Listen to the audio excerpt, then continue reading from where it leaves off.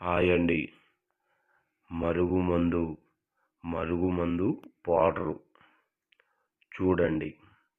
ఈ మందు భార్యను భర్త రోజు తాగొచ్చి హింస పెట్టడం, కొట్లాడబెట్టడం, వేరే వాళ్ళతోని కలిసిమెలిసి ఉన్నావుగా అని బాధ పెట్టిన భర్తకు ఈ మరుగుమందు అనేది పెట్టవచ్చు.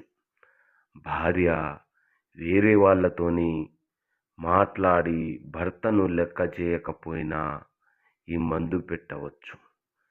ఎలాంటి సైడ్ ఎఫెక్ట్ లేకుండా పెట్టడం జరుగుతుంది.